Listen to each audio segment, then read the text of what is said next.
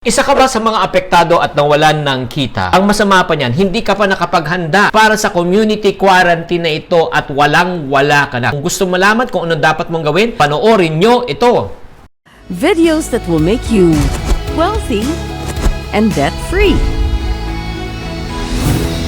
Hi there, this is Ching Kitaan, also known as Mr. Ching Positive. Maraming salamat po sa pagtutok sa channel na ito. Ito po ang channel ng mga iponaryo at ng mga payaman. If you haven't subscribed, do click subscribe and don't forget to click the bell button at sama nyo na rin po yung all. Para pag may mga bagong videos ay manonotify po kayo kaagad. Okay, ang pag-usapan po natin ngayon ay tungkol sa pera. Alam mo, ang pera ay para lang siyang susi. Yung mga susian. And then, alam mo, pag-uwi natin, anong ginagawa ng susi, kahit saan natin nilalagay, di ba? Parang baliwala. Pero makikita po natin ang halaga ng susi. Kailan po? Pag kailangan na po natin at hinahanap na po natin, doon na tayo natataranta at hindi natin siya makita. Doon natin makikita ang value ng susi. Ganon din po. Marami pong nakaka-realize na napakahalaga pala ng pera. Napakahalaga pala mag-ipon. Napakahalaga pala na meron tayong nasusubi. Para sa mga panahon ngayon na dating binabaliwala po natin na hindi tayo nag-iipon. Carefree po tayo kahit saan po tayo kumakain. Hindi na natin iniisip kasi meron tayong sweldo at kinikita. Ngayon, na wala na pong kinikita, nakita po natin ang halaga. So, para sa mga tao ngayon naka-realize po nito, I would like to share with you the 4 things you need to do in order for you to be smarter with your money right now. Anong una kailangan natin gawin para maging smart po tayo sa ating paghawak ng pera? Number 1 tip ko po sa inyo, stop buying the things that you cannot afford. O, tigil na natin. Uulitin ko para sa mga taong meron pang kita, meron pa ring pera ngayon, please lang, this is the time for you to be smart. This is the time for you to be wise kung paano mo gamitin ang iyong pera mo. Hindi na po natin pwedeng hindi na pwede natin maging waldas. Alam nyo bakit? Reality, ha? Lahat po tayo hindi natin alam kung kailan to matatapos. O let us say, sinabi ng presidente, April 30 pwede na kayong lumabas. Ang question ko, lalabas ka ba? I'm sure wala pa rin lalabas. Maninigurado yan. Wait and see yan. Until such time talaga mag-zero yan, saka sila lalabas. So in other words, matagal pa yung proseso. So right now, kung may pera ka, ingatan mo yung pera mo, stretch mo yung pera mo. So, Chinky, paano malaman kung afford mo isang produkto o hindi? Meron po akong formula na ginagamit na for me to check if I can really afford a product. I just simply multiply everything by 5. I will repeat. You just multiply everything by 5. Like for example, gusto mo mag-upgrade ng cellphone. Ang cellphone, ang halaga 25,000. Sample lang yan. I-multiply mo ng 5. 125,000. Bibilin mo ba? Ay, sinabi, hindi. Napakataas yan. Hindi mo afford. Coffee, kape. 150 times 5. 750, kape. One inuman lang. Bibilin mo ba? Ay, hindi. Mataas. Diba? Hindi mo afford. Kape, 10 piso. 10 piso, sachet. Times 5, 50. Afford mo ba? Pwede. So, nagigets nyo? If hindi mo kayang bilhin sa times 5, ibig sabihin mo, hindi mo siya afford. Don't buy it. This is one of the best ways to say, diba? To test kung carry mo siya o hindi, diba? Ang galing niya, diba? So, times 5 mo lang. That's number 1. Para makita mo talagang value ng pera. Number 2, always buy value for money. Buy value for money. In other words, ito po sinasabi natin sa wikang Pilipino, sulit. Dapat sulit. Pag tayo po ay bibili ng mga gamit, dapat sulit talaga. Na-experience mo bumili ng gamit talagang sobrang sulit. Naalala ko tuloy, nung bumili ako ng isang laptop na ang halaga talaga ay tunay na sa 80,000, nabili ko lang ng 30,000, 30 to 35,000. Sobrang sulit. Diba? Ang sarap ng pakiramdam. Diba? At saka tip ko lang po sa inyo sa panahon ngayon, ha? Hindi lang po sulit tinitingnan. As much as possible right now, use cash, C-A-S-H. Huwag po natin i-credit card. Kasi baka mag-overspend ka rin pag ginagamit mo yung credit card mo. Diba? So, ang tanungin mo na lang sarili mo, kung bibili ka po ngayon sa panahon ngayon, mag-stick na lang po tayo sa pagkain. Diba? Vitamins, gamot. Yan. Basic na lang po. Diba na-realize yung grabe, nang dahil sa community quarantine na ito, hindi naman tayo kumakain sa labas, buhay tayo. Hindi naman tayo bumibili ng mamahaling kape, buhay pa rin tayo. Hindi naman tayo bumibili ng milk tea, buhay pa rin tayo. So nakikita nyo na simple lang pala talaga ang buhay.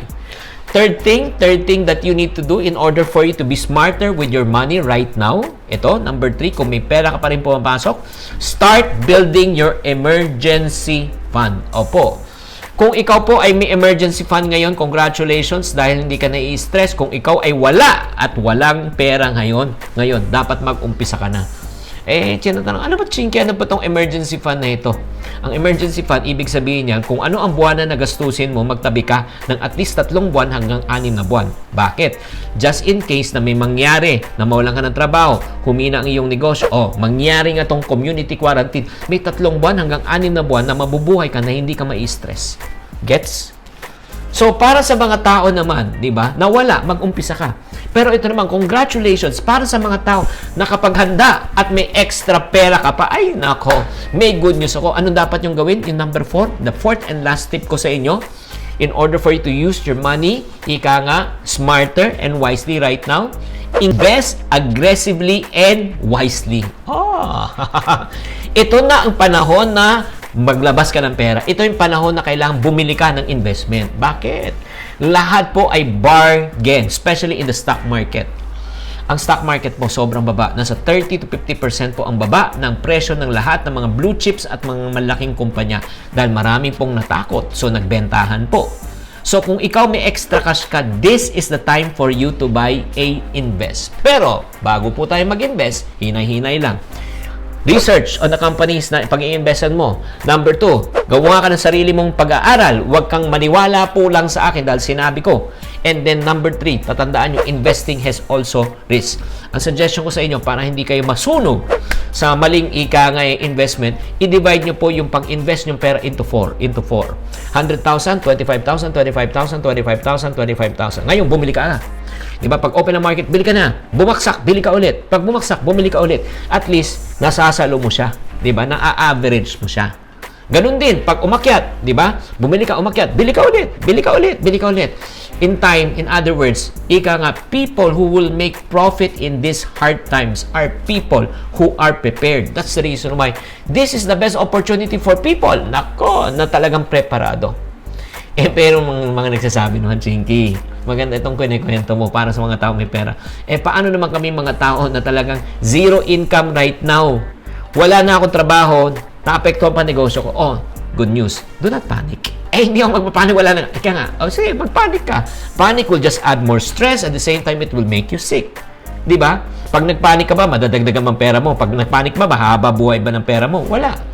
Kaya para sa mga investors na nag-invest sa stock market, na baksak po ang stock market, hindi nyo kailangan magbenta ngayon. Huwag kang magpanik. Kasi, pag hindi ka naman nalulugi, pag hindi mo binenta, malulugi ka lang pag nagbenta ka. So, in times, listen to this. Listen. As I close, in times of crisis and difficulties, we have to look it from the other perspective. Probably, it can be a blessing in disguise. Ano ibig sabihin? Kilala niyo ba si J.K. Rowling na gumawa po ng yung mga Harry Potter series na yan? Alam mo, dati siyang sekretarya. At na-fire siya, natanggalan siya ng trabaho. Nang dahil dyan, nagkaroon siya ng oras, nagsulat siya ng libro niya. Imagine mo, pag hindi siya na-fire, siguro hanggang ngayon, sekretarya pa rin siya. Si Walt Disney po, natanggal din sa trabaho. Bakit? Sinabi ng boss niya, he lacks creativity and he's not gifted. Kung hindi siya na-fire, walang Mickey Mouse ngayon. Si Oprah Winfrey, na-fire din po sa kanyang hosting job. Pero because of that, challenge niya yung sarili niya, pinagalingan pa rin niya yung hosting niya, at ngayon, meron na siyang sariling channel, the O Channel, the Oprah Winfrey Channel. So, nagigets nyo ba? I hope that you don't get frustrated right now. This is the time for you to shine. Take action and make the best out of this situation.